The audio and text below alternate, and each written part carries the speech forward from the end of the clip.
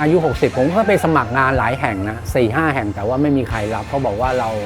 อายุมากเกินไปก็เลยดูว่ามีแก๊ปผมก็ถามเขาว่าผมอายุเนี่ย61เขาบอกว่าขับได้คนอายุมากกว่านี้ยังขับได้ผมก็เลยสมัครเลยผมชื่อองค์อาจรัตนมหาวงศ์อายุ65ปีเป็นพาร์ทเนอร์คนขับแก๊ปครับก่อนที่จะมา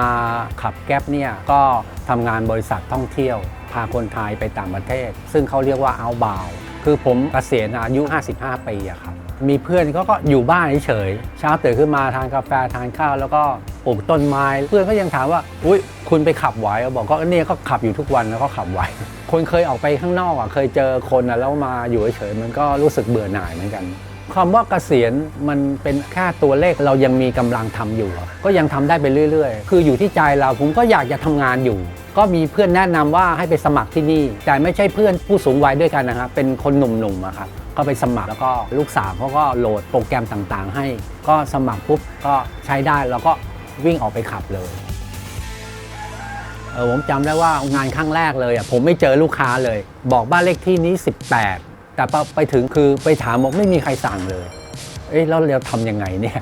แต่ก็พยายามเรียนรู้แล้วก็ศึกษาข้อมูลในแอปเมื่อมันมีปัญหาแบบนี้เราต้องทำยังไงบ้างอะไรต่างๆเรารู้สึกว่าการรับส่งอาหารเหมาะสมสำหรับผมที่สุดเราก็รับผิดชอบอาหารขับระมัดระวังนั่นเองก็มีความอุ่นใจขึ้นนะครับว่าอย่างน้อยเนี่ยก็มีประกันอุบัติเหตุคุ้มครองเราอยู่แต่ว่ายังไงก็ต้องขับรถด้วยความระมัดระวังเคารพกฎจราจรอันนี้เป็นสิ่งสำคัญที่สุดรายได้จากแก๊ปเนี่ยเอามาดูแลตัวเองไม่เป็นภาระให้กับ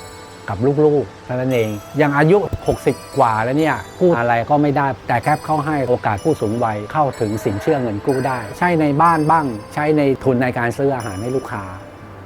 ทั้งดีใจทั้งขอบคุณเลยนะบางทีคนแก่คิดว่าเขาอายุ60แล้วก็ทำอะไรไม่ได้แต่บางคนก็ยังมีแรงยังมีอะไรที่ยังอยากทำนะถึงแม้เขาแบบเกษียณแล้วเขาไม่ต้องใช้อะไรอย่างเงี้ยแต่ชีวิตประจำวันในเนี้ยมันต้องใช้นะเคยไปนอนโรงพยาบาลอยู่3เดือนกว่าก็เขาก็เที่ยวไปเที่ยวมาระหว่างขับแก๊ปโทรถามกินอะไรไหมแล้วเขาก็มาซื้อไปให้ที่โรงพยาบาลอะไรอย่างเงี้ยก็ไปที่โรงพยาบาลเขาก็บอกอ้าวคุณลุงขับแก๊ปคุณลุงขับแก๊ปไม่ว่าจะเป็นตามห้างอะไรพี่รปภก็เรียกลุงตลอดเลยเรียกลุงไปไหนโอ้วันนี้มาอีกแล้วเหรออะไรอย่างเงี้ยแบบคนหนุ่มๆก็เจอโอ้ยขนาดนี้มาขับเลยผมยกย่องลุงจริงๆขับไปเรื่อยๆอาจจะเป็นอีก5ปี6-70ถ้าเราขับไว้แล้วก็ขับไปเรื่อยๆคือไปขับแก๊ปว่าเหมือนกับว่าเราได้เรียนรู้